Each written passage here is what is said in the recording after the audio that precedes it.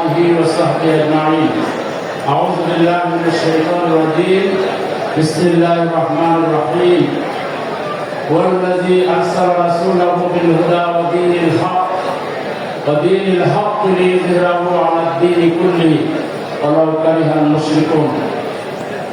আজকের এই ঐতিহাসিক সোহরাওয়ার্দী উদ্যানে জাতীয় সিরাত কমিটি আয়োজিত সিরাতুন নবী সাল্লাল্লাহু আলাইহি ওয়াসাল্লাম মাহফিলের সম্মানিত সভাপতি প্রখ্যাত আলেমে দ্বীন হযরত মাওলানা আবু তাহের রিয়াদি সাহেব, মঞ্চ উপবিষ্ট হযরত উলামায়ে কেরাম, আজকে এই সিরাত মাহফিলে উপস্থিত সম্মানিত দিনদার ইমানদার সর্বস্তরের শ্রোতা মণ্ডলী, আজ থেকে ১৫০০ বছর আগে আল্লাহর নবী, বিশ্ব নবী, বিশ্ব নেতা মুহাম্মদুর রাসূলুল্লাহ সাল্লাল্লাহু আলাইহি ওয়াসাল্লাম এমন এক সমাজে আবির্ভূত হয়েছিলেন যেই সমাজকে আখ্যায়িত করা হয়েছিল আইয়ামে জাহিলিয়া হিসাবে। অর্থাৎ মূর্খতার দিক থেকে, নিকৃষ্টতার দিক থেকে এই সমাজের চাইতে নিকৃষ্ট সমাজ পৃথিবীতে এর আগেও বোধহয় ছিল না, এরপরেও বোধহয় আর হবে না। এরকম একটি অন্ধকার জাহিলিয়াতের যুগে সময়ে আল্লাহ রাসূলকে পৃথিবীতে প্রেরণ করা হয়েছিল। তিনি যখন একটু বড় হলেন, সমাজের দুর্দশা সমস্যা অবলোকন করলেন, সেই সমস্যার সমাধানের জন্য ব্যক্তিগত উদ্যোগ নিয়েছিলেন। তিনি এক পর্যায়ে হিলফুল ফজল নামে একটি যুব সংগঠন কায়েম করেছিলেন, সমাজ থেকে সব ধরনের অন্যায় জুলুম মোকাবেলা করার জন্য। এরপর তার উপর যখন ওহী নাযিল হলো, তিনি নবী হিসাবে যখন তার দায়িত্ব পালন শুরু করলেন, তখনও তার সমাজে সমস্যার কোনো অভাব ছিল না। শত শত সমস্যা ছিল, সেখানে মাইট ইজ রাইট ছিল, জোর যার মূল্য তার আইনের শাসন সেখানে অনুপস্থিত ছিল। সেখানে গণহত্যা করা হতো, নারী নির্যাতন করা হতো, শিশু নির্যাতন করা হতো, কন্যা সন্তানকে জীবন্ত প্রতিহত করা হতো। সেখানে এরকম আরো অসংখ্য সমস্যায় জর্জরিত ছিল তৎকালীন আরব সমাজ। কিন্তু আল্লাহ রাসূল সেই দিকে নজর না দিয়ে তিনি একদম কর্মসূচি ঘোষণা করেছিলেন। মানুষ প্রথমে বুঝতে পারেনি এত সমস্যা, এত জঞ্জাল, কিন্তু তিনি কোনো দিকে কোন সমস্যার কথা উল্লেখ না করে একটা মাত্র সমস্যা, একটা মাত্র সমাধান তিনি জাতির সামনে পেশ করেছিলেন। সেটি ছিল লা ইলাহা ইল্লাল্লাহ তুফলিহুন, তোমরা সবাই লা ইলাহা ইল্লাল্লাহ পড়ো, তাহলে তোমরা সফল কাম হয়ে যাবে। আল্লাহ রাসূলের কাছে পবিত্র কোরআন নাযিল হওয়া শুরু হলো, তার উপরে তার দায়িত্বের ব্যাপারে কোরআনে যা বলা হলো, তার মধ্যে একটি আয়াত, পবিত্র আয়াতে কারিমা আমি তেলাওয়াত করেছি, যার অর্থ হচ্ছে তিনি সেই সত্তা, তিনি তার রাসূলকে হেদায়েত এবং সত্য দিন সহ পাঠিয়েছেন, যাতে করে সকল বাতিল দিনের উপরে এটাকে বিজয়ী করতে পারেন।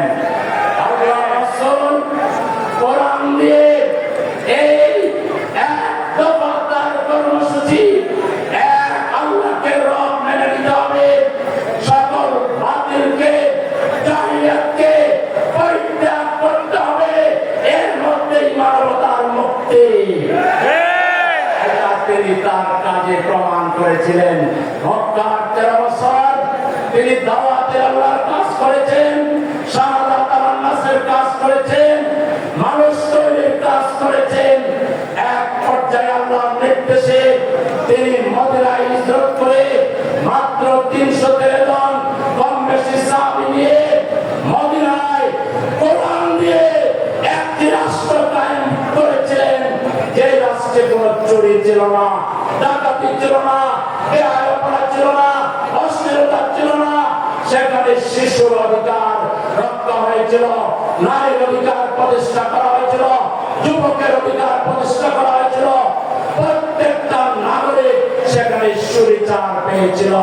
মদিনা রাষ্ট্র নামে তিনি যে রাষ্ট্র কায়েম করেছিলেন, আজ অবধি তার সমতুল্য কোন রাষ্ট্র পৃথিবীতে কায়েম হয়নি। আজকে আমাদের বাংলাদেশ সমস্যায় জর্জরিত। ৫৩ বছরের শাসনামলে আমরা দেখেছি দুর্নীতি, স্বজননীতি, কোন রাজধানী ব্যাঙ্গালোর পার্ক, শেয়ার বাজার কেলেঙ্কারি আমরা দেখেছি। মানুষের উপরে জুলুম, নির্যাতন, আয়না করে নিয়ে মানুষকে কিভাবে ধীরে ধীরে দুর্বিষহ জীবন যাপন করতে বাধ্য করা হয়েছে, আমরা সেটা প্রত্যক্ষ করেছি। আমরা পরিষ্কার বলতে চাই, আমাদের ছাত্র সমাজ, গণমানুষ জাতির মনের ভাষায়, ইমানের ভাষায়, আল্লাহর ভাষায় তার একটা স্লোগান দিয়েছে, ওই ওয়ান জাস্টিস। এই জাস্টিস যদি কায়েম করতে হয়, বাংলাদেশে কোরআনকে, দ্বীনকে কায়েম করতে হবে।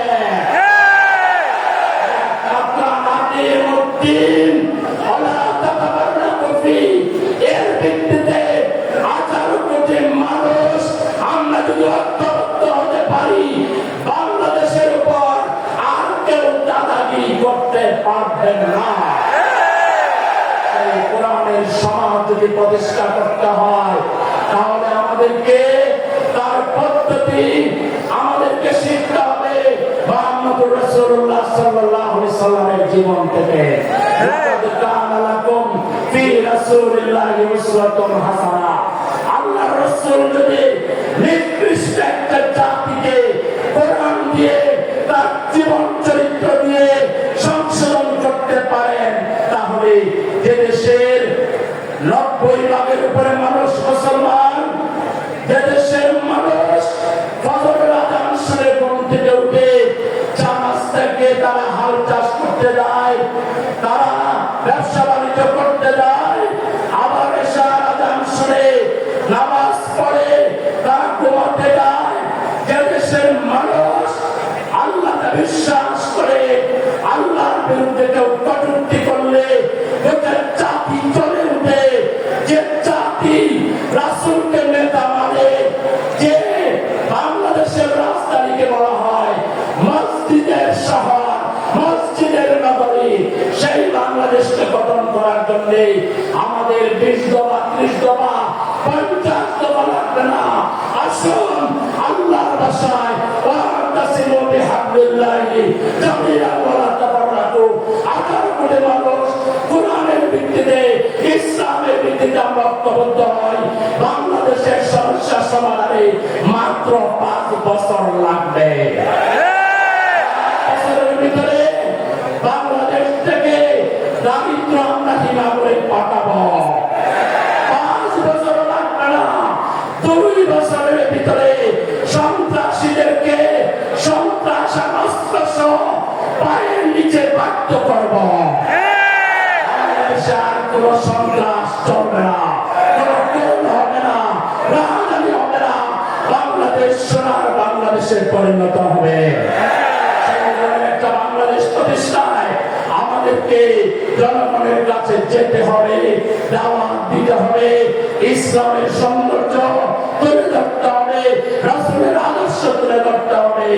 আজকের শ্রোতা মণ্ডলীকে জিজ্ঞাসা করতে চাই, বাংলাদেশকে আধুনিক কল্যাণ রাষ্ট্রে পরিণত করার জন্য ইসলামের ভিত্তিতে শিক্ষা ব্যবস্থা, সংস্কৃতি, রাজনীতি, অর্থনীতি, তামাত্তরিক সব দিককে তৈরি করার জন্য আমাদেরকে যদি আরো পরিশ্রম করতে হয়, আরো ত্যাগ স্বীকার করতে হয়, প্রয়োজনে বাংলাদেশের স্বাধীনতা রক্ষার জন্য, ইসলাম রক্ষার জন্য আমাদেরকে যদি জীবন দিতে হয়, আপনারা কি রাজি আছেন? এই ঐক্যবদ্ধ ইসলামী জনতাকে তৈরি জনতাকে রক্ষতে পারে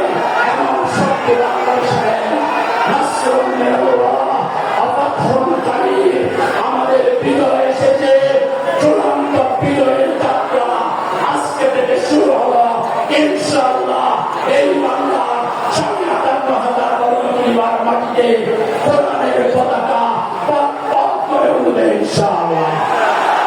সেদিনের জন্য ধৈর্য ধারণ করবো, মিলেমিশে চলবো, বাংলার আপামর জনগণকে আমরা ভালোবাসবো, তাদের কল্যাণে কাজ করবো। আল্লাহ তাআলা আমাদেরকে সেই তৌফিক দান করুন।